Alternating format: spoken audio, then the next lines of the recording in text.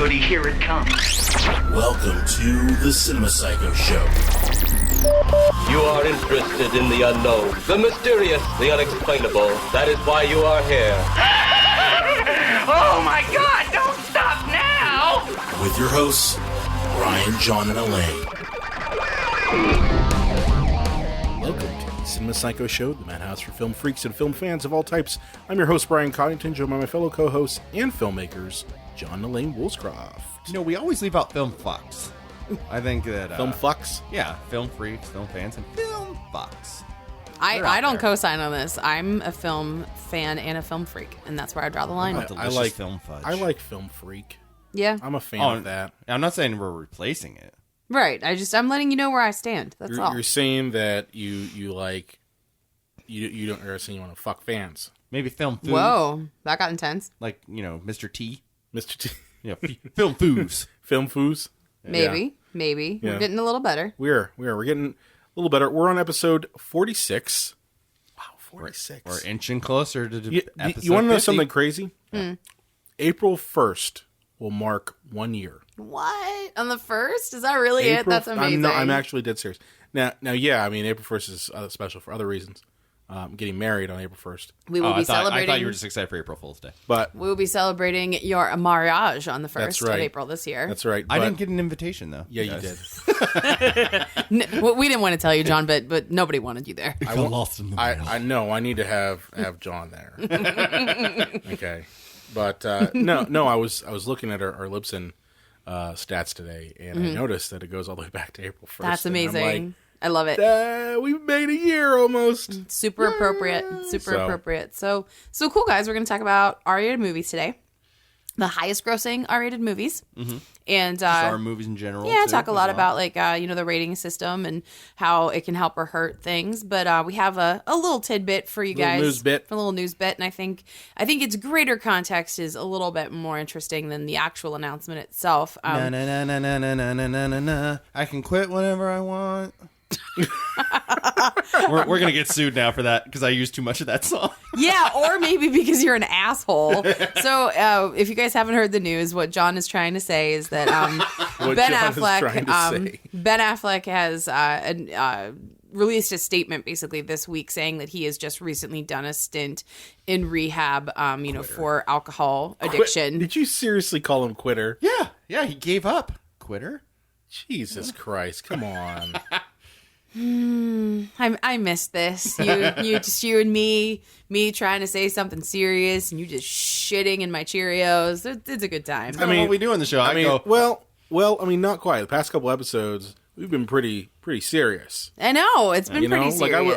I listened to our episodes after the fact. Yeah, and we got pretty serious. We got pretty heavy. So we need to have a little swing back. Maybe. Yeah, Elaine, this is how it works. You set things up like blah blah blah blah blah, and then I say something stupid, and Brian goes, "Oh my God, you can't say it on the air," and then you get, "Oh, I hate you, John. Why would you do that?" And then I say something even stupider. It's a formula. It's a formula. And then I eventually threaten to divorce you. Is that how that works? Oh yeah, There's 3 or 4 an episode. Perfect. There's a couple episodes where that happens. Well, anyway. Batman. So Batfleck. So Ben has admitted that he was recently admitted, to rehab and everything. And in light of a couple of things, I think this information kind of puts things in a new perspective, I suppose, to a certain degree, because he stepped down from directing the next of these new. It was a Batman movie. It was right? going to be a solo Batman film. Yeah. Well, and here's my question about that though.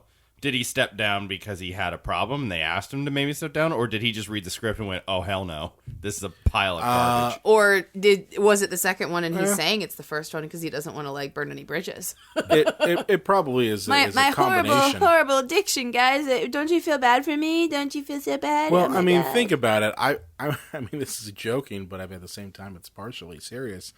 Do you think that maybe Batman drove him to drinking? Well, I don't know. Batman v Superman? Seeing how terrible Batman v Superman was in the utter, garbage truck. Well, from the second he was announced as Batman, I mean, people were making fun of it. Yeah. An insane amount. And I can't speak to what that pressure's got to be like, because, I would never judge, being in someone else's Talk to Michael Keaton. position. He knows all about it. The problem for Ben Affleck, is he's a lot like Alec Baldwin and Jennifer Lawrence, where he just really, really, really wants to be liked. Mm-hmm. And I don't think it's actually fitting to who he is as a human being. I'm not saying he's a scumbag or anything, but I do think that there is a difference between Ben Affleck in private and Ben Affleck, the public person. Yeah, I mean, I don't know that he's like the most solid citizen. Now, of course, anything aside, like alcoholism is a disease separate from him not being a very good person. So I want to make sure we're clear on that. Like, there's a definite distinction. Do people think he's not a very good person? I don't think he's a good person, but not because of his alcoholism. Why don't you think he's a very good person? I'm pretty sure he cheated on his wife. Well, and there he is that. He just seems like an asshole to me. He seems phony to me. Right, yeah, like he'd be nice to your face, but then he just like talk shit on you Because behind every your celebrity back. cheats on their wife. Like that doesn't give him special. Well, I still don't like credit. cheaters. Yeah, I don't like cheaters. Still don't like That's fair. cheaters, but yeah, no. I mean, I just think he's kind of a general, like not a great guy, but it's weird. Like I have enjoyed a couple of films that he's directed, and I think in the creative capacity, that's where I've responded to his work the most because he's not a very good actor. It depends. Yeah, I think it depends on the on project. what he's in. I mean, I've seen him in like I always go back to it, but I loved Argo. I loved Argo Like too. I thought he was good in it. I thought that it was directed really well. He did a great job with Argo. No I liked him arguments from in you. The Accountant. Oh, I didn't see that. I wanted to see that. Really good. Was it? Gone Okay. Baby Gone Yeah. actually impressed me in terms Yeah, of me his too. journey. It also starred his rapist brother, Casey Affleck. Yeah. Oh, Rapey Affleck. That Rapey Affleck. hashtag Rapey Affleck. That movie is so hard to watch, but I thought it was so well done. Gone Baby Gone. Yeah. That was a good one. Good flick. Speaking of Gone, like Gone Girl was a good role for him because he played kind of a idiot bra, which I think is probably who he actually is. Idiot. You know, perfect yeah. casting. Yeah. But no, I just wonder if the stress and the complete utter letdown of Batman v Superman had something to do with him. well, can you imagine doing the press junkets with happy-go-lucky Henry Cavill, who's like, yeah, this is great. It's what an amazing movie. I fly and I punch things, and then I chase and I catch a ball, and I sit on command, and they give me milk bones. Like, and he's sitting there like, dude, did you watch the same movie as me? It's horrible, and everybody hates it. It was amazing because we were in it, and then there are scenes that are tied together. It's called editing. Yeah, It's called editing. I'm Superman. Okay, well, one, you're forgetting that you need to do that in a British accent. Too. Is he British? He's British. I always forget. He's just so pretty. I can't remember him Justin, talking. I thought he couldn't get sexier. I mean, you kind of had him at an Arnold Schwarzenegger type voice, like, it is going to be the best action movie ever. Yes, I play Mr. Freeze. Wonderful. Oh, I tell you. First, I think, they can't get better than milk bones and this bacon strips. It's not bacon, but I don't know the difference. Oh my god! So basically, everyone's scratching Henry behind the ears, and Ben Affleck is ready to die. That's right. Okay, all right. He had that look on his face. Oh, that was the funniest sad meme. Affleck? Oh my god, that was the gift that we needed. That might was have been dehydration. incredible. Well, he looked like he's watching his dog die. Seriously, it's amazing. You know what's funny too? Old Blue's dying in front of him. He's just like, Obviously, I mean, we're speculating quite a bit, and a lot of people did when that first came out, but, he could have just been spacing off. Like, have you ever, just spaced off or, been thinking about something, and someone's been like, oh my god, are you mad? Are you okay? And, oh no, that's Yes. just my face. yeah. Well, a lot of people don't realize when you do press junkets, oftentimes they will put you in a room, with a green screen or a backdrop, and then they will... They'll just have him keep coming in. Yeah, Mm-hmm. keep coming in, you're there or for do hours, it, right? via satellite, and you do maybe 100, press junket things in an hour, or maybe not an hour, but maybe 2, 3, 4 hours. Mm-hmm. Assembly line style. And then on top of that, you're basically repeating the exact same answers over and over and over and over and over Right, again. Right. So it's like, yes, it's really awesome to play Batman. It's a dream come true. Blah blah blah. Yeah, hour 5 million. Hour 5 million. Yes, dream come true. I just wish Christopher Nolan had been directing these movies. Well, yeah, you imagine at some point in hour dickless music video director. you imagine at hour 6. That's when the real thoughts The start to come ennui out. settles in. The ennui starts settling. You're just like, you know what? Would be nice if they didn't throw a brown filter over every fucking frame of the damn movie. Do we need to make it complete darkness? Mr. Affleck, is Zack Snyder's brain or penis smaller? Well, I don't know. He insists on fucking us all in the butt, but I don't even really know he was back there for the first hour. And bats can levitate people too. It's true. But anyway, regardless of everything going on, I mean, this isn't his first. I hope, though, right? What Ben Affleck? Rehab? Yeah, he was in rehab. In I think 2001, because I remember him saying something I thought you were about. Gonna say like right after Daredevil.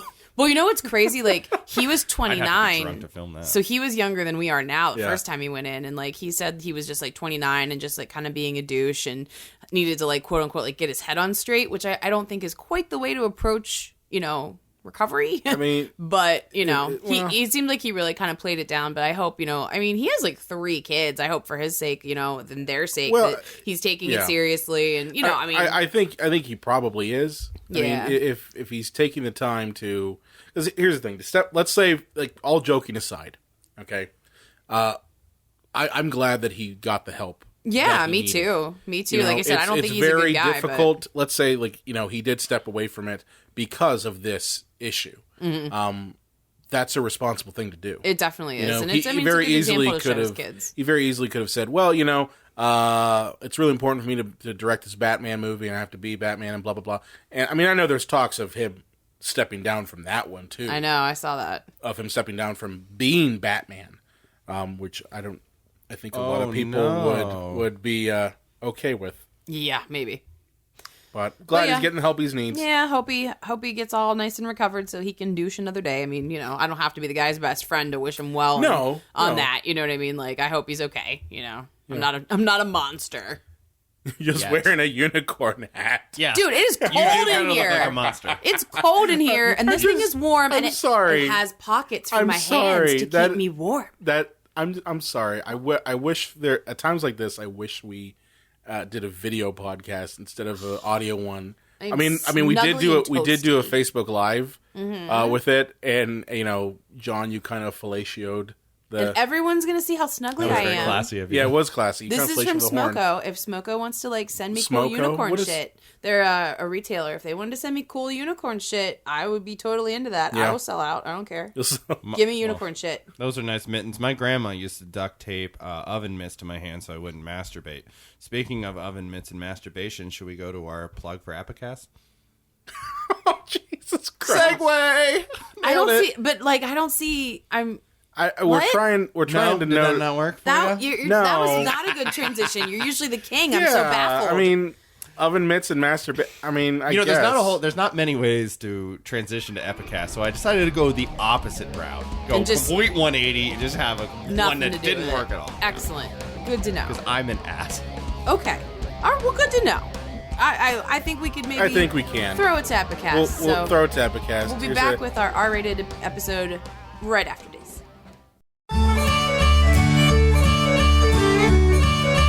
Calling all Dungeons & Dragons fans. If you like actual play podcasts, then I urge you to check out a new one. It's called You Meet in a Tavern, starring a halfling monk with a Napoleon complex, an honorable human paladin with an arsenal of horrible impressions, and an animal-loving half-elf druid whose bonds are covalent and mortgage-backed. We are 4 20-somethings with dull jobs by day, letting our inner nerd kid shine through our first ever D&D 5th edition campaign together.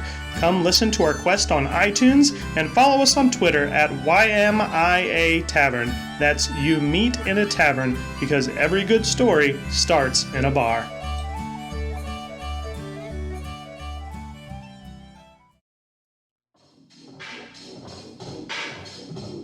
Hey, yo, I'm Ed Bailey. I'm here with Dave Bracey. And we are the Drinking Partners Podcast on Epicast Network.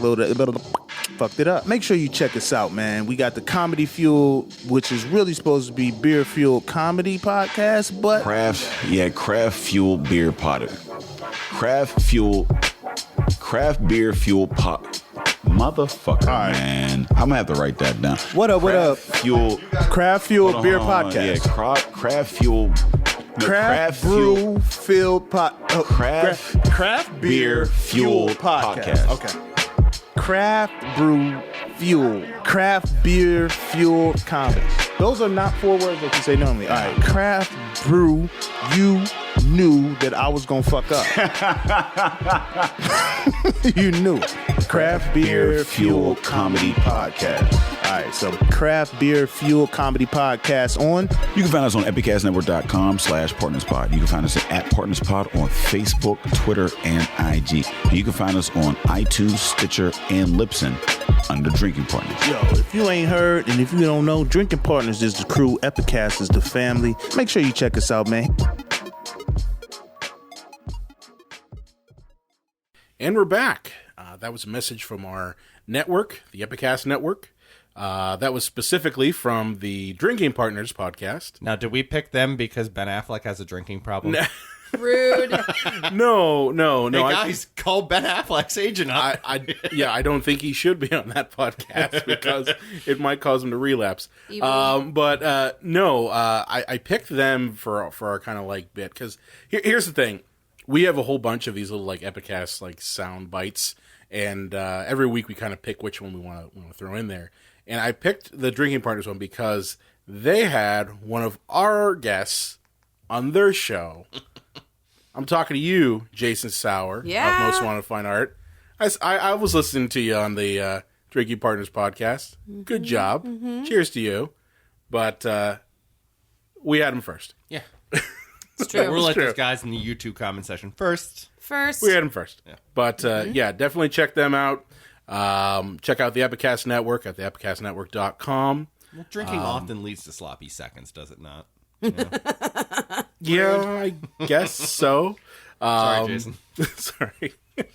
So yeah, check those guys out. Good stuff. Mm-hmm. And on to our subject today of highest grossing R-rated movies. Yeah, and John did like a shit ton of research, so away with you. Oh, right. Well, I guess we should talk about, if my phone wants to come up here without bringing my camera on, the history of the rating system in the United States. We're going to give you some learning first. Yeah, some learning. Because it wasn't always there. People forget that, back in the day, with the great train robbery and then the early talkies, they didn't really need to worry. There was not too much controversial stuff going on out there. But no, there was. Yeah. They had controversial stuff. Like they had those Nickelodeons where you could watch naked girls.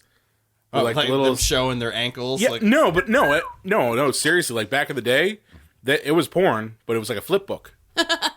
I bet old perverts were really excited when Nickelodeon, the cable network, came out. Oh boy! Back in my day, we went to Nickelodeon and jerked off in the corner. It only cost you a nickel. 48 frames per second of some woman with a hairy beaver. Yes. Oh my god. Oh god. Well, they didn't shave back then. No, it's just like you said hairy beaver, and it made me really uncomfortable. That's something that kind of went the way of the 80s. Yeah. Pubic vulva. There we go. Oh my god. Speaking of pubic vulva, the rating system. Okay, you just redeemed yourself for that transition now. Utterly. Completely redeemed. In 1968, your best friend and mine, Jack Valenti. Oh, fuck that guy. Decided that we needed a 4-level rating system because suddenly there were movies about black people wanting equal rights and women with personalities. And like, oh my God, we better start rating these things. I heard there's a movie about homosexuals. So they created the 4 levels of G, PG, R, and back then X, which now we know better as NC-17. Those are the best movies, though. Yeah. A lot of the time. Some NC-17 movies are just plain ass goofy, but and then you're probably wondering, John, did you leave out PG-13? No, I didn't. Mind your own fucking business.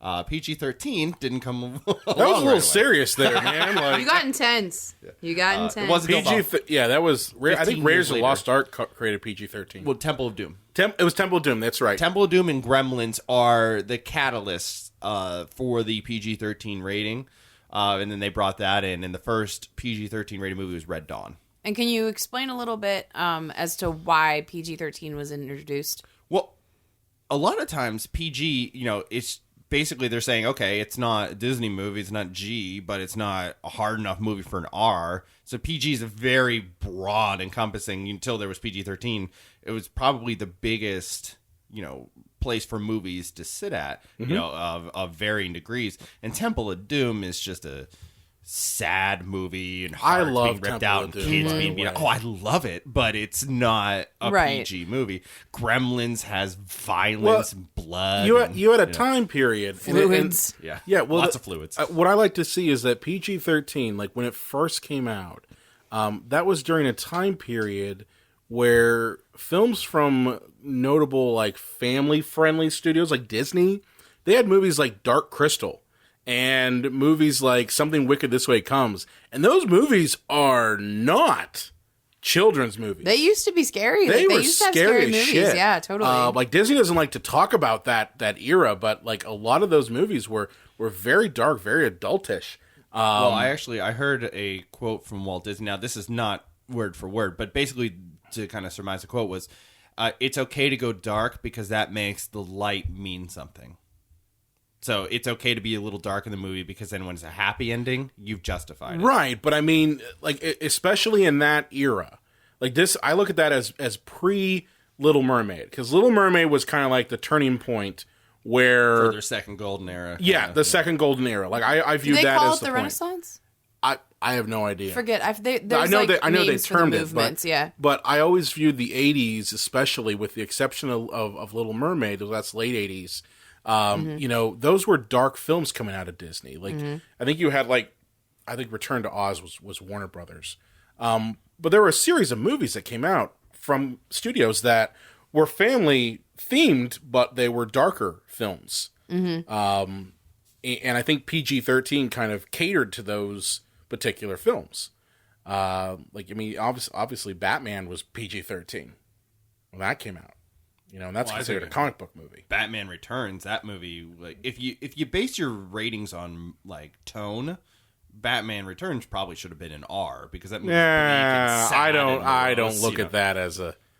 I just look at it as a depressing Tim Burton movie. I don't look at that as an R. Yeah. I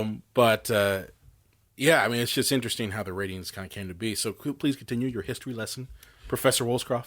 Well, funny you should say that because that's basically it. And actually, I'm holding in front of me here, and I'm going to hold it up for all of you so you can't see it. Is this film is not yet rated? Which That's a fantastic documentary. It is by Kirby Dick, which I would love to know what his porn name is. Like probably Stan Smith, right? You got to go the other way if your name's already Kirby Dick. But yeah, it's Curvy Dick. That's what his porn name is. But it's a fantastic documentary on the rating system and how a lot of movies are R's that are not R's in other situations where, like if men do things sexually and it's not overly explicit, it gets a PG-13. If women do it, it's an R rating. It's enjoyment. Yeah. That's what the line is enjoyment. If it's enjoyment by women, if women get sexual gratification out of a film, then it's an X. Okay?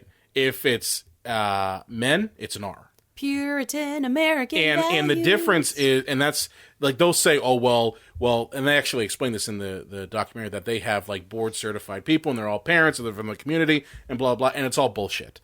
The entire rating system is bullshit, and they're kept secret from us. Exactly, we don't know who they are.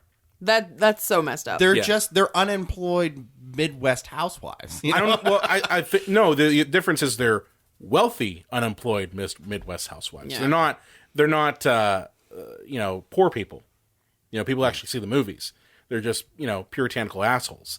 But the difference was that the rating can affect whether that movie makes a buck. Yeah, well, that's the thing with the R rating. It can be more restrictive because you have to be obviously a certain age to see it. You have to be 17. And that sometimes means less money for a movie. And we kind of touched a little bit on that when you're talking about, when PG-13 was first invented, it was brought about so that some movies could be a little edgier than PG, but not get slapped with the R rating because then they would probably lose money. And that's the reason why our theme of the show is like high grossing R-rated movies and, you know, the history of R-rated movies, because that's been a very popular topic in the past couple of years because they can make money. You know, we saw it with Deadpool. We've seen it with Logan. You know, those kinds of movies are still going to have a wide range of appeal. But what I think is really interesting about the rating system now is a lot of movies that were R when we were kids would totally be PG-13 now. Oh, absolutely. Like the Die Hard movies totally would be PG-13 now. Like There's a lot of blood and swearing. there's well, forgive me, there was a study done on how violence in movies has changed. Yeah. And I did read part of the study that said the later Die Hard movies are more violent than the originals. Oh, yeah. And they're PG-13 now, whereas Die Hard and I think the second Die Hard were both R. I think they Yeah, have to Die Hard, change. the third Die Hard with a Vengeance, that one was... That was hard R. That was pretty hard. You know, Yeah. I think they would have to change the line. I'm not the one that just got butt fucked on national TV, Dwayne. They might have to change that line. Maybe something like that, but like I said, and language constraints are totally different because you're allowed one F in a movie, but any more than that, you automatically get an R. Is that right? Well, that's not necessarily things like true that all are the just time. ridiculous. I'm sorry. But that's what I'm saying. Like the rules are kind of all across the board. I'm just talking about from It's a like violence wrestling standpoint. rules. You know what I mean? Like, depending on the storyline in professional wrestling, the rules will be different than Well, yeah, they like were the sex before. stuff you were talking about. Yeah, totally. But, yeah, so depending on how much the studio backs or how much money they can make will depend on how many fucks you can drop in that movie. Yeah, I Right? suppose. If it's it can't be very many though. if it was like the Avengers, they'll be like, "We'll give you PG-13. 3." Yeah, maybe. Because it's gonna make a bajillion dollars. My big thing is just how the ratings, like not even just R, but you know, if you get slapped with an NC-17, you're just not going to be in a theater. No, Like you're not going to make any You're money. not going to make any money. So that alone hinders the filmmaker from really truly expressing the type of story. Because I'm sorry, stories come in all shapes and sizes. Yeah. They come in all different subject matter. Can you imagine what type of story, like what type of rating you would get for something like, Adventures of Huckleberry Finn? Yeah. What are you trying to say I'm trying to say that our literature about our character we Joe? No, I'm just trying to say that our literature, we don't slap ratings on that. Yeah, but books do get banned. And that's Right. sort of like but when the a other book side. gets banned, people are more apt to step up and defend that book than a movie getting banned.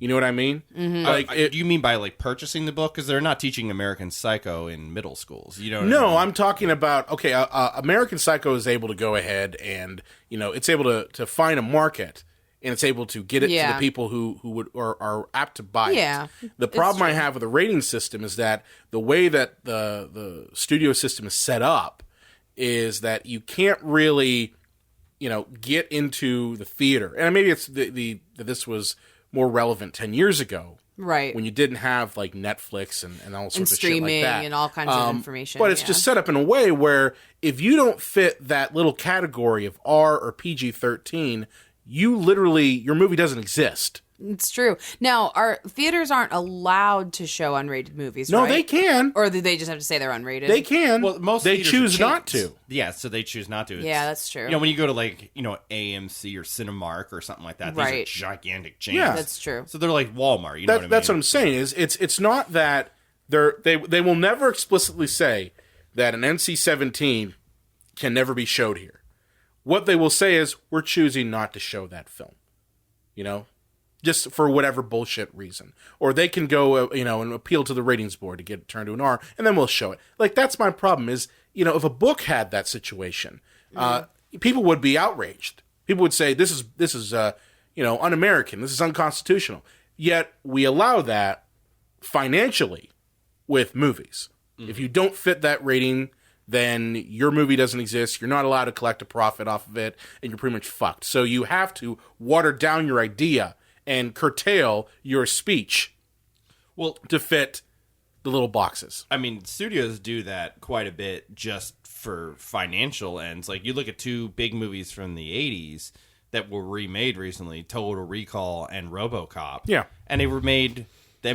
both those... Well, Total Recall was not a hard R, but RoboCop was a fucking hard R. Those are both done by Verhoeven, too. Yeah. There you go. And they were remade recently, made PG-13, so they could get them, the kids get their butts in seats, Yeah. and they both stink. They're horrible. I mean, movies. the thing is those movies made back their budget.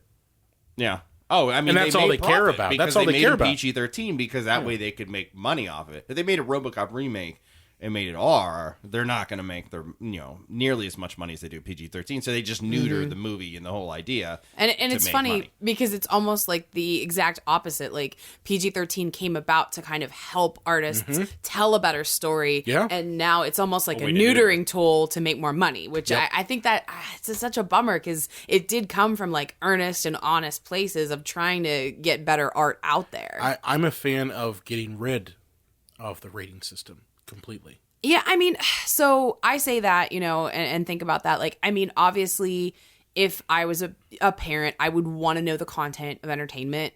I would want to know, maybe not even giving it a rating, but how like it says like, like brief nudity or sexual humor. I'm okay like, with that. Having like a description. I'm okay with the description. So, like, just saying, it's going to have this. Yeah. But what I don't want to see is I don't want to see that system being used as we're going to pick winners and losers type thing, which I think is what it's used for now. It's used to pick winners. It's used to pick losers. It's used to curtail certain types of stories. You saw that in the documentary. This film is not yet rated. Yeah. Certain stories are automatically slapped with an R or NC-17. Right. Well, yeah, you look at I think it was American Pie 2.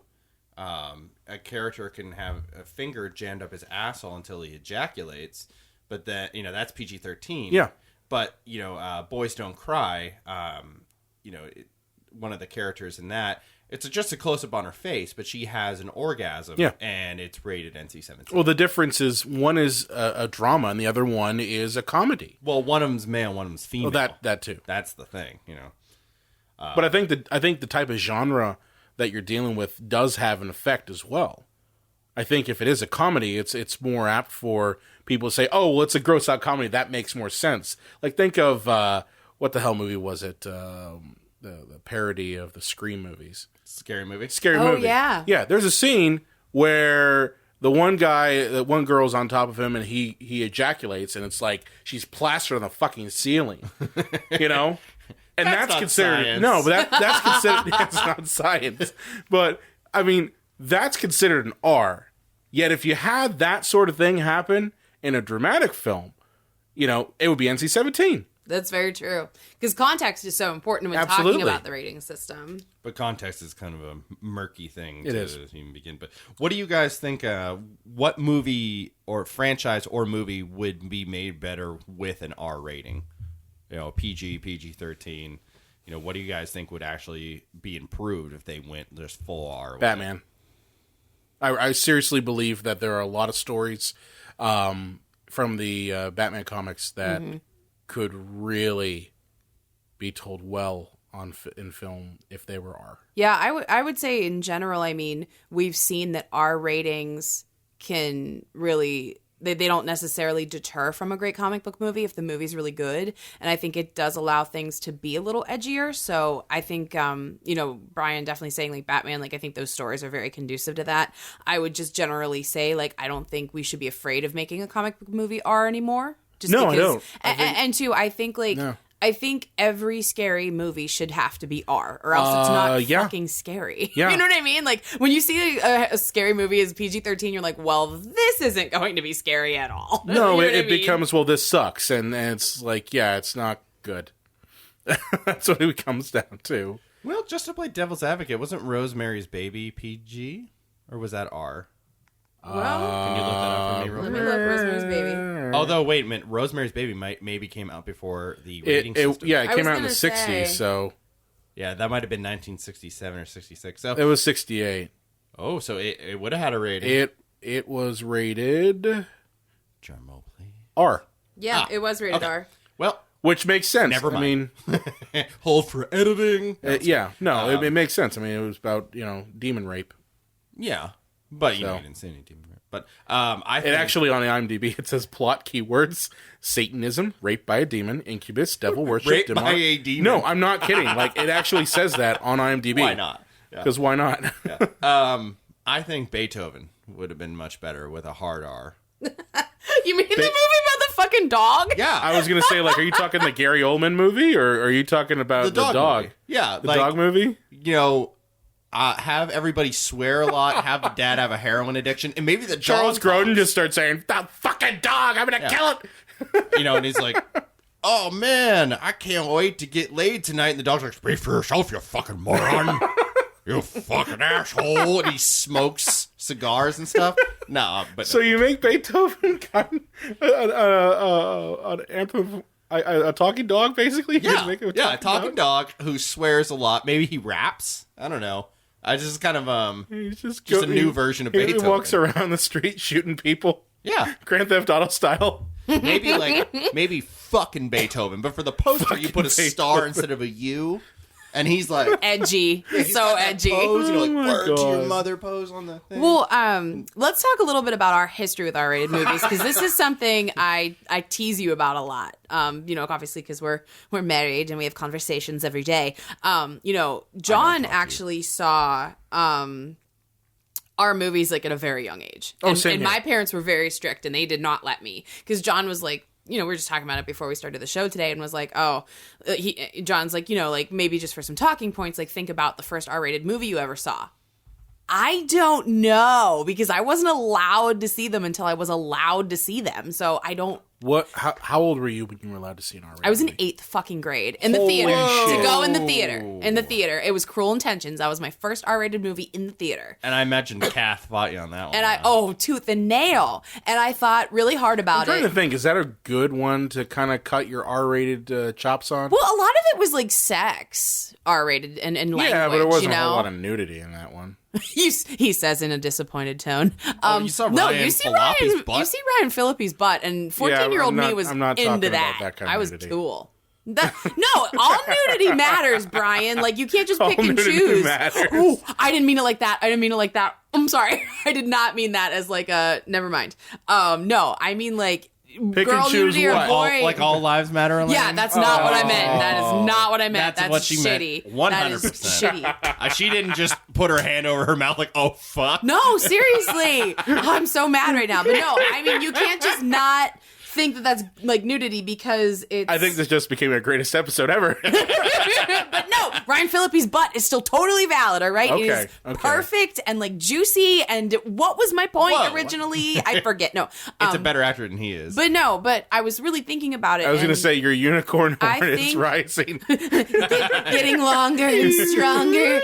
But I think my very first R-rated movie, and I didn't see like all of it, but I think my first one was When Harry Met Sally. And to your point, Brian, that scene that Meg Ryan has in the diner where she makes the sex noises, Yeah. I guarantee you that was a huge part of it, because they only say the F word like 3 times in that movie. Oh, absolutely. And there really isn't anything else in it Yeah, that would absolutely. do that. You know what I mean? Yeah. So I was 3 years old and I saw RoboCop in the theater. I don't understand how you. Well, I Wait mean, a I minute. guess it Wait a minute. explains a lot about You saw you. it in the theater? Yeah, his parents were insane. Your parents were like, why the fuck not? And He's then not going to we know what got the it, hell's going on. And then when it came to HBO, we recorded it on VHS. Yeah. And my parents, I'd be like, I want to watch RoboCop. And they would just put it on, and I'd sit in the living room at 4 watching it while they did other stuff around the house. Maybe they got to like making the sexies. I don't know. Making I never had another sibling younger than me, so maybe they just quit. I don't know. But you know, and I'd be sitting there watching all this gratuitous violence, just taking it in. Because to me, I didn't get any of the drug references or sexual references. I just saw a robotic cop. I also didn't get any of the satire or meaning of the movie either. Just robot cop, yay! I was in a similar situation. I got you beat. I was 2, Okay. and I saw it on Wow. HBO. How do you remember? And this? because okay, it's not every day when you watch a movie, and it's honestly the worst one to watch. I saw A Nightmare on Elm Street 2.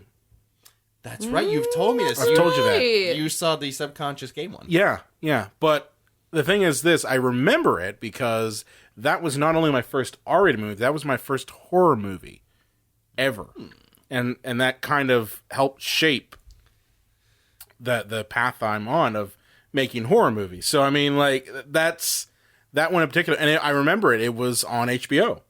and like my dad was watching HBO, and I guess it was late at night, and I was kind of just sitting there. And I remember clear as day the scene where his claws come up through the bed. Yeah. And like for the longest time, I was like, where's this come from? Why do I remember that? And that was the point. That's crazy. But yeah, growing up, we also had HBO and Showtime and Cinemax, and you know, You guys had like the whole package. we kind of rotated. Like there would be a time where we'd be like, let's try Showtime. Yeah. And then you know how Showtime, you're just like, yeah, it's okay. Showtime for when you want porn on at 11 in the morning. It's not on at 11 in the morning. And Well, it's not all anymore. softcore. Yeah. No, when Showtime first started, they ran hard. Oh yeah, they didn't really give a shit. That's how they stood Yeah. out from HBO. And they run it at any time of the day. So it'd be like 11 a.m. You'd be flipping through the channels, and it's like, okay, let's see, Good Morning America, and then flip Although over. it was always, it's like, oh, although it was always meet my weird, it eggs was always here. Good weird, morning. but it was Yeah. always weird porn though. Like it was like the softcore shit where apparently in Showtime land, people's dicks are on their belly buttons. Like it makes no sense. Like you try watching regular porn and you watch Showtime porn, you're just like, people get off to this sort of thing. But that's besides the point. Wait, I thought this episode was about softcore porn. No, it's not. Okay. But no, I watch movies also like RoboCop. I saw Total Recall when I was a kid. I mean, I saw all of the bad movies you shouldn't see because, like, my parents, they really didn't care. Like my mom really didn't care. She was, and on top of that, like nudity things was what she would call them. She's like, oh, there's a nudity thing. Close your eyes. And never close your eyes. Yeah, I wanted to see titties. Yeah. I was always a horny little You fucker. never close your eyes. Well, you've taught me like the principle of how even if they're like not good ones, like guys always want to see them. Absolutely. Like Oh, yeah. if titties are a guy's Like, I thing, want to see and they don't Paula have to Dean's be. titties. Like they are hideous, saggy, veiny nightmares. And she's like, Don't forget wrinkly. "Hey yo, you want to see my titties?" Be like, "Damn right I do." Whip those things out. Yep, this just became our greatest episode. I mean, Yes, even just it's the most definitely respectable happened. women in the history of the world, like Mother Teresa. If I met her and she was like, "Do you want to see my tits?" I'd be like, "Yes, please, Mother Teresa, I show me." don't. I don't tits." think she has tits anymore because she's dead. Yeah. Oh yeah, she's gone. It's That's a those skeleton. titties. Okay, well, I'll just Dust. see her. Yeah, Dust skeleton her titties. rib cage. Like where Dust her titties. tits used to lie on. Skeletitties. Skeleton. Skitties. This is the greatest thing we've ever done. We may have to stop the show after this episode because we're never going to come back to Skeletitties. Like it's never going to be this good again, guys. Savor the moment. That was Glamour never right there. That was never a Merry Melodies of like a dancing Skeleton. titty skeleton, Yeah. So, yeah, R-rated movies. Oh yeah. Okay. Well, yeah. So I mean, you have a few things you wanted to break down, Right. right? Yeah. Well, just also, what movie do you guys think absolutely did not deserve an R rating? Boy, that's a really, Oh, really good Jesus. question. I'll start and I'll give you guys a second to think here. That's a tough one. Now, there are scenes that I know is what garnered it the R rating, but really, did Terminator 2 really deserve an R rating? No. No. There are Not two at all. things. There are two scenes that I can pinpoint. Yeah.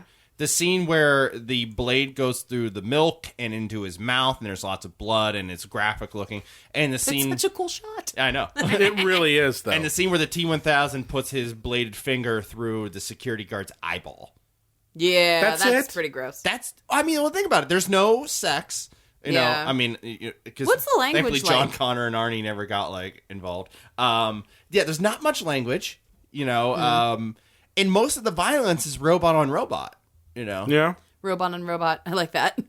So, but I mean, That's true. I guess a lot of the times, violence in movies, Well, too, I mean, gun like- violence. It's violence in it. Well, not so much anymore. I mean, now it's violence without blood. Yeah. If you have violence but you have no blood, then it's PG-13. Mm-hmm. Here's looking at you, every Wolverine movie. Exactly.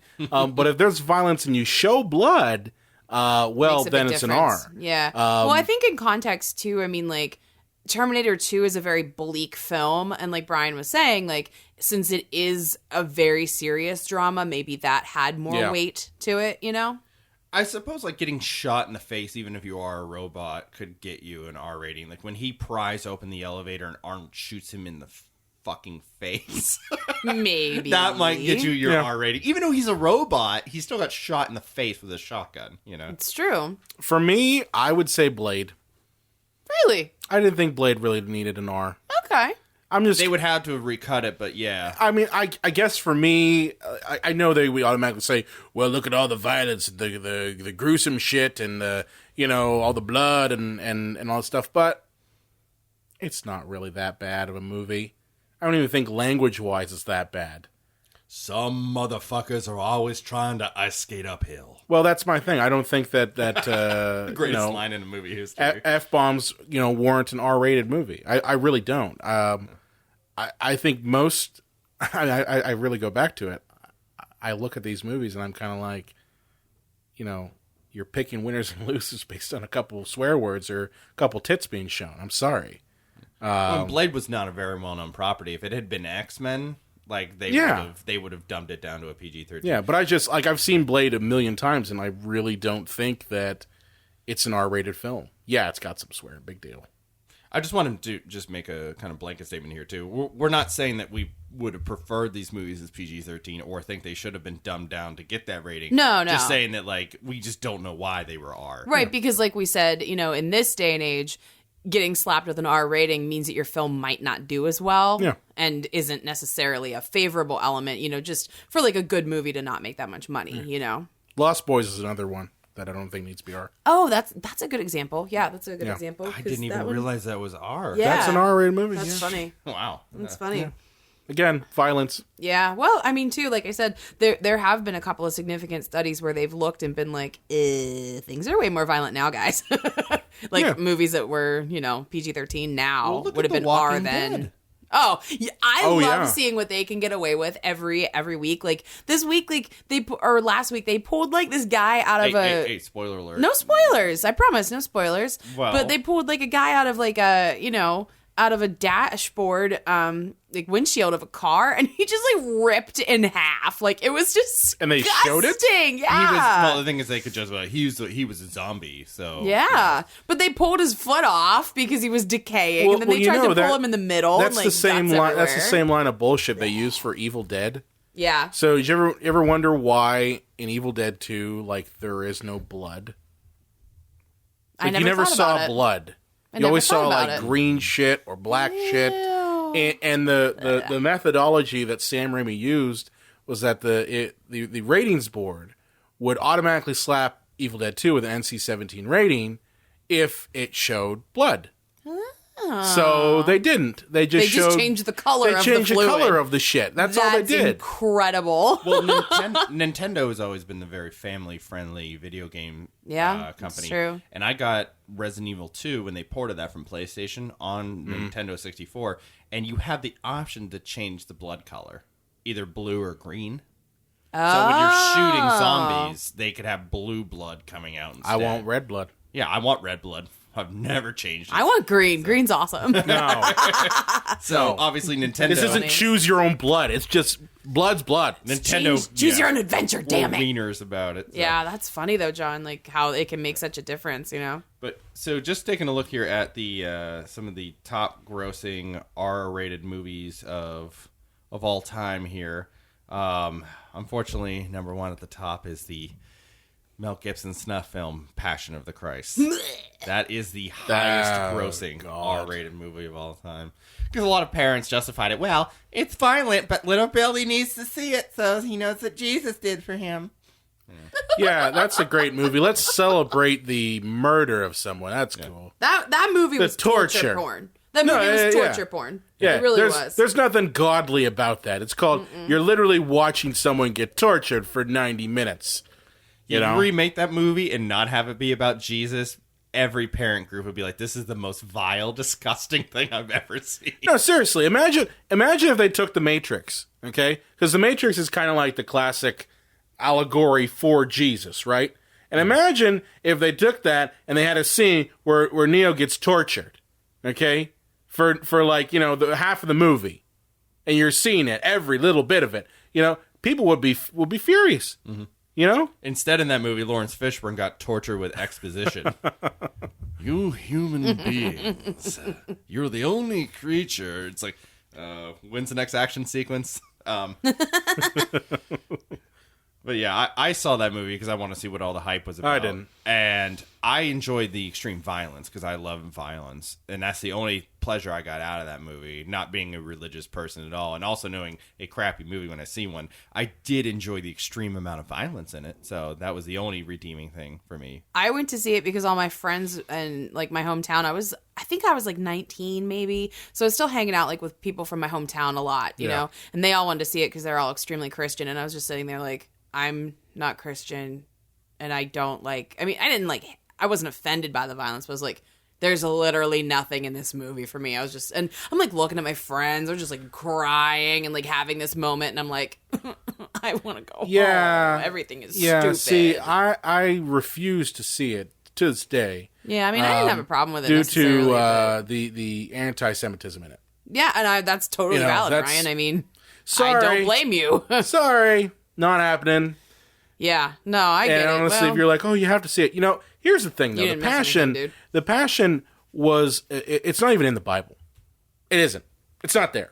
It was a play written in the Middle Ages to basically, go after Jewish people and say that you killed the Son of God. Like, that's the whole purpose of it. You want to celebrate Jesus? Fine. That's okay. I'm cool with that. Celebrate his life. Don't necessarily celebrate his death. That's just morbid. It's weird. It's weird. I mean, I think we can all admit that he had it coming, though, right? Just when I think he's the worst. I go ahead and say that. Just when I think he's the worst, like he says something more. All right. Well, what else made some money as an R-rated movie? John, talk to me. This did not take long. Number 2 is Deadpool already. Wow. Oh my God! Of all time, really? That's insane. And it's funny, the kind of the kiss of death. You don't make a comic book movie R-rated. Are you insane? Well, when you've got subject matter that lends itself to being R-rated, to do anything less would just be shortchanging the audience.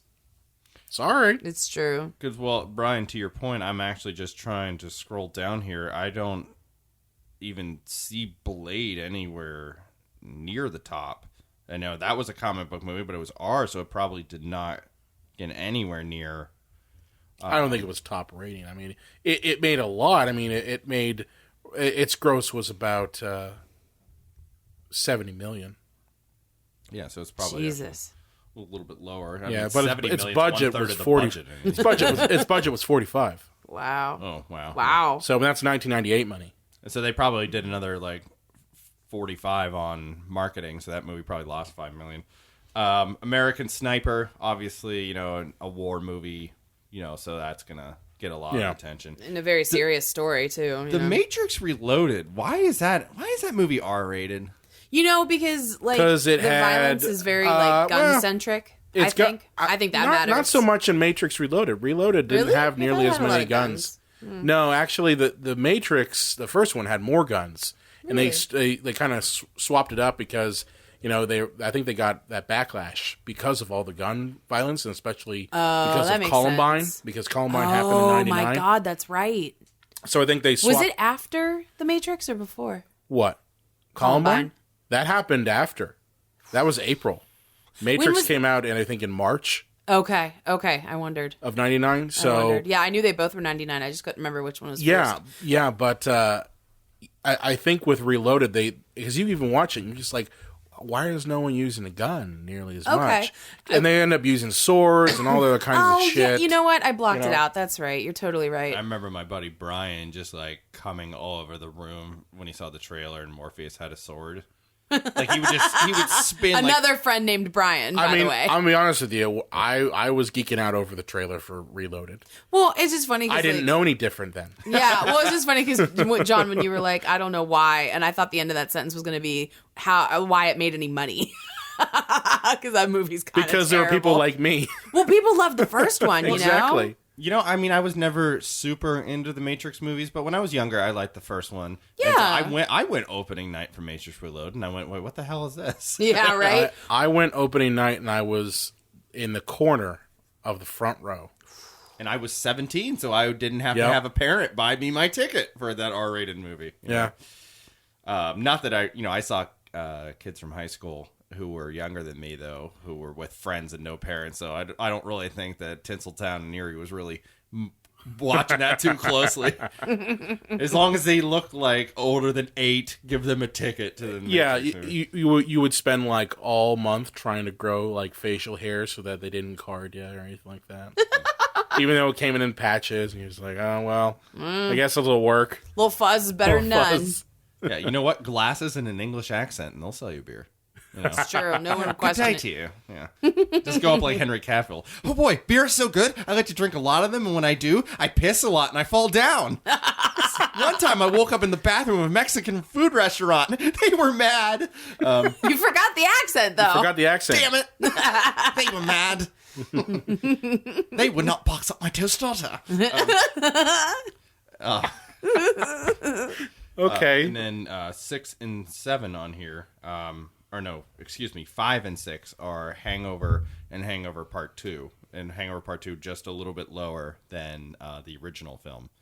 So you Interesting. kind of got gross out shock comedy there. It's kind of like the first introduction of that onto our list. Well, and I feel like that's like an earned R rating, right? Like, I mean, that's what the thing exists for, you know, to like help. Oh, there's penis, yeah. Just penis floating around in that movie. So. Floating There's penis. Well, it's attached. We went from skeleton titties to floating penis. I'm obsessed. All right, next. Which one will win the list. day? Skeleton penis? The combination of the two. There you go. There you go. I was going to say skeletitties or floating penis. No, you combine them now. Their powers Guys, have when combined. When are we rewriting Beethoven? And we could have him say that. I want some skeleton titties and floating penis, motherfucker. And some alto. Okay. And then, oddly, I did not even realize this was an R-rated film. It's been a long time since I've seen it, but Beverly Hills Cop coming in at 7. Oh yeah. That one, too, doesn't really need to be an R-rated movie. That's what I'm saying. We're so used to violence now that it doesn't matter. Funny thing, Eddie Murphy was like the 8th or 9th choice for that movie. Nuh-uh, really? Here Wow. are 2 people that were supposed to be in it before him. Mel Gibson and Sylvester Stallone. What? That's crazy. I think Sylvester Stallone walked away to make Tango and Cash. Oh, God. And then they rewrote it when they got Eddie Murphy to be like a little more zippy and, you know, humorous and things of that. Got it. Wasn't Got Stallone also in Stop or My Mom Will Shoot? His finest work, actually. Yeah. Because I was going to say maybe he Well, one wanted of to the make Golden that Girls. instead. Yeah. Oh my god, that's incredible. Who was the golden girl in that? Was it Blanche? Michelle Geddes, right? The little lady. Oh, Sophia. No, yeah, that Yeah, wasn't Sophia. Blanche. Yeah. Blanche was the Arthur. the sleepy one. No. No. Dorothy is B. Arthur, and Okay. Blanche was played by Rue McClellan. Oh, well, okay. I don't know beans. Then The Exorcist, which is, unless you count The Passion of the Christ, our first horror movie on the list. Oh, God. So that movie Exorcist. earned its rating. You know, you don't often stab yourself in the vagina with a crucifix in a Yeah. PG-13 rated movie. I'm actually kind of surprised that one did only get an R. Yeah. Yeah, like that one, with the trend. I mean, and well, you think about it, Exorcist came out in what, like 73. So, okay. So, you know, that's still in the middle of the auteur movement of films. William Friedkin. Yeah, freaking. But you had, like, you know, movies like, what the hell was it? Tu Wong Fu, thanks for everything, Julie Newmar. Babe Pig in the City. I'm just No, trying to fill in. no. dead John's air just here. You're not saying helping me. movie titles. I'm just saying, like a auteur butthole. films that came out, you know, so they were still big. Woman Yeah. on the Urge of a Nervous And pretty much Breakdown. everything before, you know, Jaws. 5 Easy Pieces. But like those Until movies. Jaws ruined everything. Yeah, well, no, I still Panic believe at Needle Jaws Park, did. those kind of movies. Scarecrow with Gene Hackman.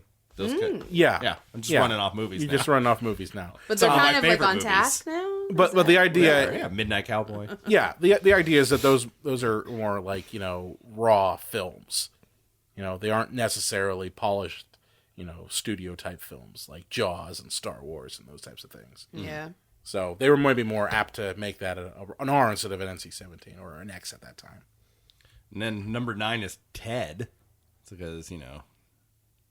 Really? You take a giant dump, but I liked that movie. I like 100% Ted. thought more than I thought I would. I thought it was gonna be awful because I Ted cannot. 2 is stand- kind of eh. I just don't like Seth MacFarlane being on any list Well, of... I can't stand Hi. Seth MacFarlane You either, but that movie was bastard, pretty funny. What do had you its guys moments, have yeah. against Seth MacFarlane? He's a smug, self-satisfied a-hole. Family Guy is just an attack on comedy.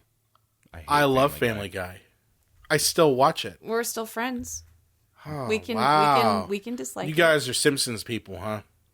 You know, you don't have to just be a Simpsons person to not think Family Guy is any good. Yeah, I happen to love The Simpsons, but Yeah, I just think Seth MacFarlane just sucks as a human being. Wow. Blown away. Sorry. But I like Ted. I didn't think I would. I but really did. enjoyed Ted as well. No, I liked it a lot. Good time. Ted 2 is kind of It's debatable. Yeah. You guys see Ted 2? I think I saw like I know half you of it. probably didn't. I saw half TED of it. Talk too. That was great. A lot of insightful things. So motivating. Yeah. I think I saw like a little bit of the second Yeah, one. it's not but that great. I was like sad that Mila Kunis wasn't in it again because I love her. Yeah, that was disappointing that Yeah. she wasn't in it. They got But then they Amanda got another Seyfried. actress. That he Yeah, tried to have well, sex I with. like Amanda Seyfried too, but Yeah. I think I saw a couple big thing minutes. was that they just made fun of her eyes the entire time because she has weird like bug Disney eyes. princess eyes. Yeah, so they were like they called her Gollum.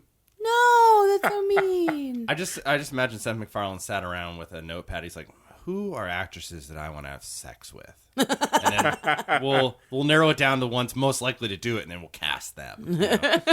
Yeah, we're not big Seth MacFarlane fans in this house.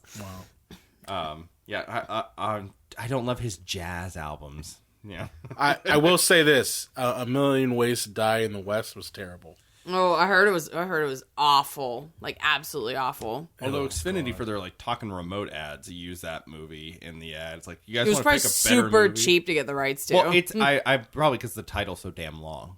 Oh. You want to speak it instead of having to type it. You know, You are so smart. like Tu Wong Fu. Thanks for everything, Julie Newmar. That's so smart. You are so smart. That's not on this list. And number 10 is one of my favorite movies of all time, Saving Private Ryan.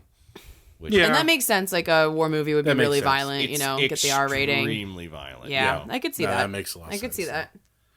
But it's funny because a lot of the violence, though, is similar to Walking Dead. But once again, I think it's because that happens to zombies. It's live people in the movie, Yeah, and that's what and gives it the yeah, R. it's the context. Do you guys remember when they initially broadcast Saving Private Ryan on Unedited? TV? Unedited? Yeah. Do you remember the uproar, the for uproar of that families? bullshit? Yeah, family leagues. People were and- not happy. People were losing their shit, and ultimately, I think it was ABC that was broadcasting it, and ultimately ABC went ahead and said, "You know what? This was real. You know, this sort of Yeah. stuff really happened. I'm sorry, war is not exactly the kindest of things. You know, people's not faces like John get blown Wayne off. movies. Yeah, John Wayne movies are. Not I'm like gonna that. kill all these Nazis by myself with my fists off camera. You get him. Yeah, John but, Wayne. but That's what I funny. find draft dodging interesting is coward. that he was draft dodger. Oh yeah, he purposely avoided going to serve his country because he was a pussy. His name is Marion, by the way. His real name. And he goes on the wall. Dude, John Wayne is a Republican scumbag who avoided serving in this country but acted like everybody that had any ideal different from his was a traitor to his country. It's like, I didn't see you in Normandy, you fucking coward. Well, I Wasn't didn't say he didn't deserve to be did there. I Ronald just said he's Reagan on the wall also? now. I think Did he serve? I think he did. I think Reagan did. I'm not sure about that actually. So Yeah. yeah, because he was kind of in the same boat as Well, he was a C- actor who became a great John spokesman for like RCA and then somehow became president. Well, he started to do like albums about the dangers of communism and blah Yeah. blah blah. All that bullshit. Socialism will kill us all. First they come for your babies, and then for your women. They won't want to make you dinner any longer, and they might ask for oral sex. If you want to know what oral sex is, please look at my other tapes on that. Wow. Wow. That was a gift given to us from you. But I just find it interesting that the movies about war, especially World War II, those can be shown on cable television, national television. I was national television. Yeah. And no one cares. But if you have a R-rated movie about any other subject, well, it's edited. Well, on the same subject, it's interesting that like because World War II was more heroic, they'll show that unedited, but they won't show like Platoon on cable. Because Vietnam, well, we didn't win that one.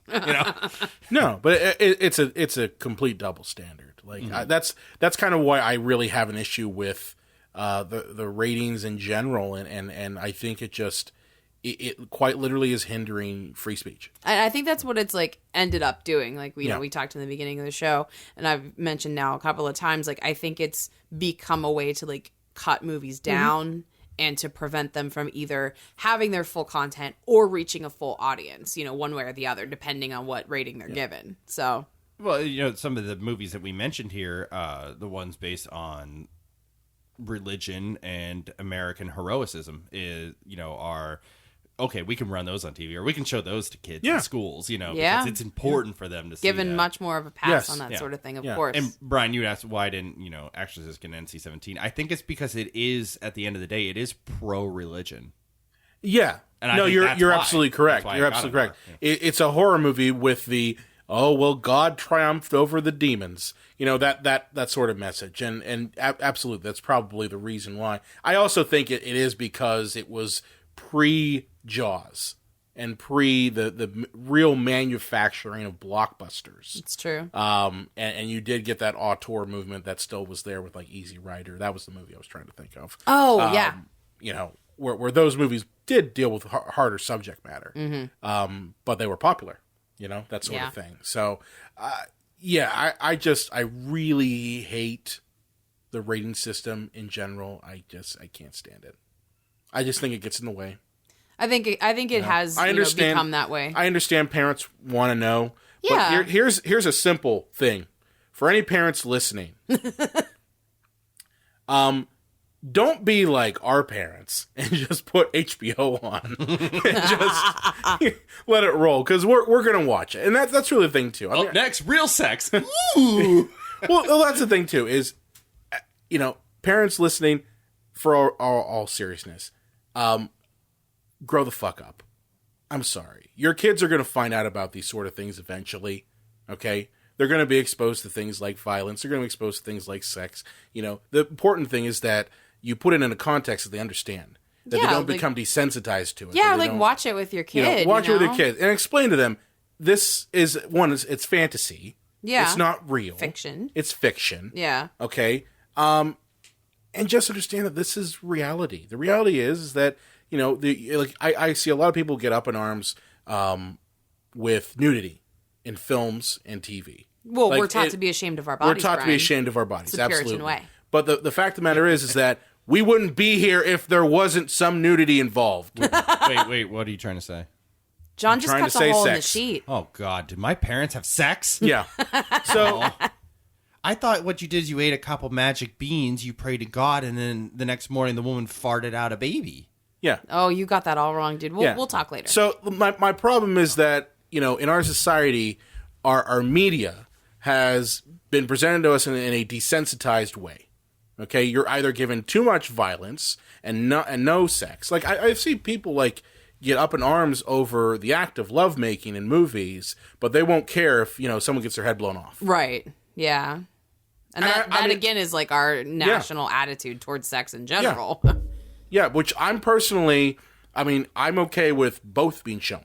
Yeah, and I think because I think that really happens. People get their heads blown off. That happens. If I had to choose, I'd prefer kids to see people loving each other, absolutely, than hating each other. I'd rather have them watch them fuck instead of shoot each other in the face. Yeah, and I think you just have to be careful too, because like taking the rating system so seriously, like I think you should have a little bit more knowledge, and it's a lot easier now than it was when we were growing up to like get the actual deal on a movie and be like, why is this R? And like, is this okay for my kid? Or, whatever. But I think, I think trusting your child to like understand things, especially if they are, interested in the world around them, otherwise you're just going to end up being that like weirdo parent that writes a note to your daughter's teacher because you don't want her to see Schindler's List when she's 17 years old. That did not happen to you, did it? Sorry. Oh, jeez. But you're gonna get called out. And like I know that she thought she was doing the right thing, and I'm not saying like I was scarred for life or she did anything bad to me, but like, what was the reasoning that you weren't allowed to watch it? She just didn't want me to see it. Which I think is, like I said, I understand her reasons. I know why she thought she was right in doing so, but that shit really happened.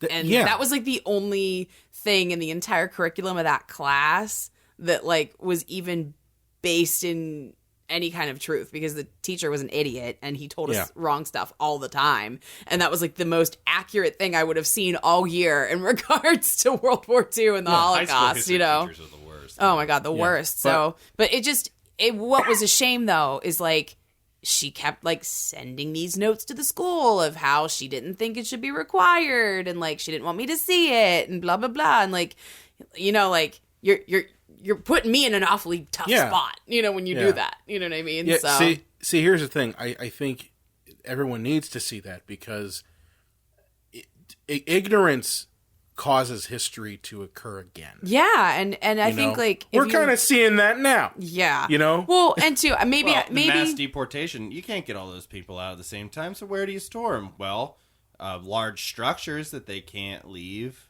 might be a good idea. Kind of like a camp, you know?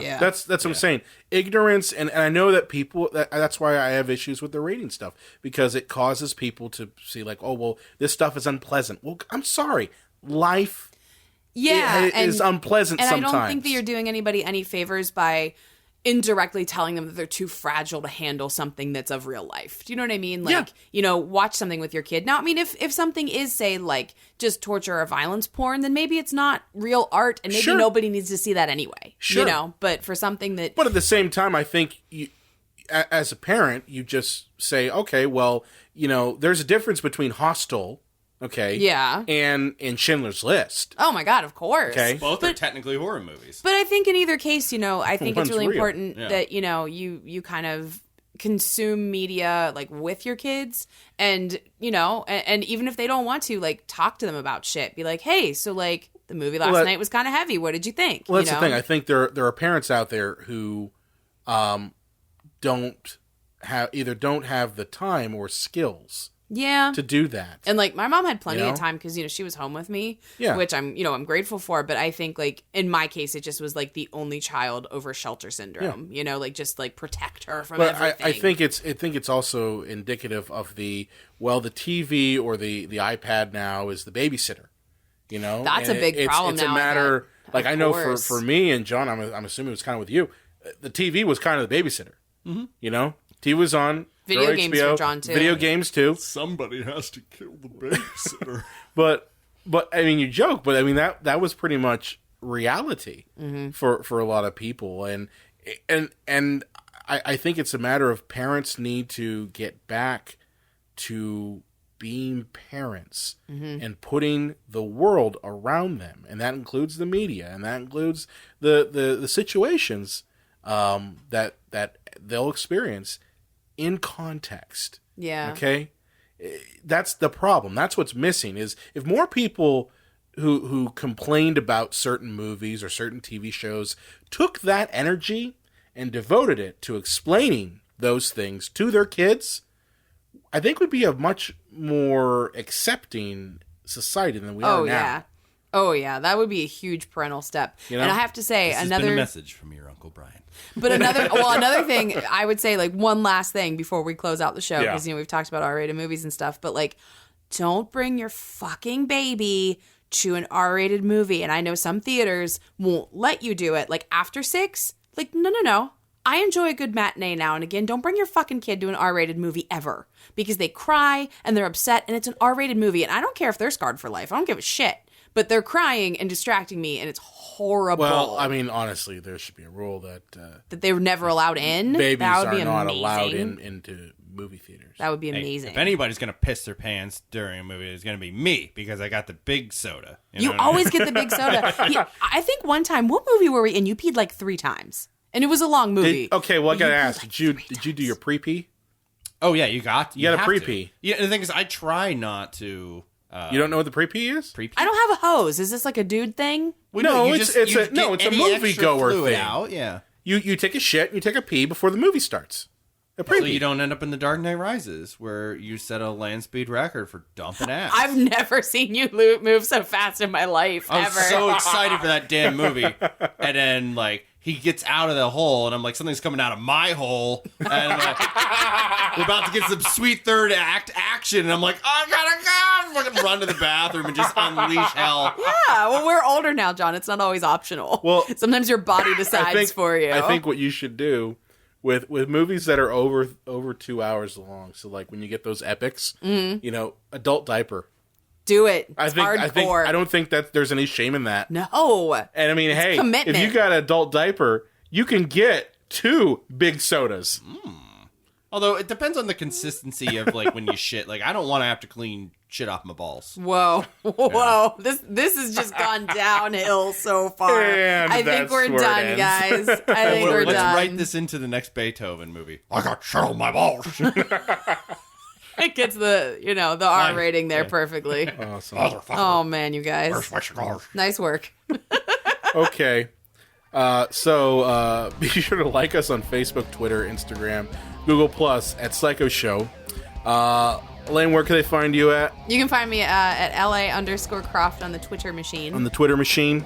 John? Outside your bedroom window or at the Unreal J Wolves. Or you can find me at Brian Collington. I also run the Psycho Show at Twitter. You can also find us on the Epicast Network. That's our home network. Check us out at epicastnetwork.com. If you have a favorite movie or question, you can contact us at cinemapsychoshow.com. Also, be sure to subscribe to us on iTunes. Give us a rate or review. We love those. And honestly, if you give us a really nice review, we'll read it And like on love the you a show. little. Love on you. You know, we really love those. Although if you give us a really shitty review, but it's hilarious, We'll still read it. We'll still read it. If you talk about what a jerk that John guy is, we'll probably be into it. You could talk about, your own issues dealing with shitting on your balls in the movie theater wearing an adult diaper. We'll still talk about it on here. No review is out of bounds. I'm pretty sure that happened during Broken Arrow. I think I shit on my balls. Awesome. Also, make sure to subscribe to us and catch our new episode available every Sunday. Don't just fucking look at it, eat it.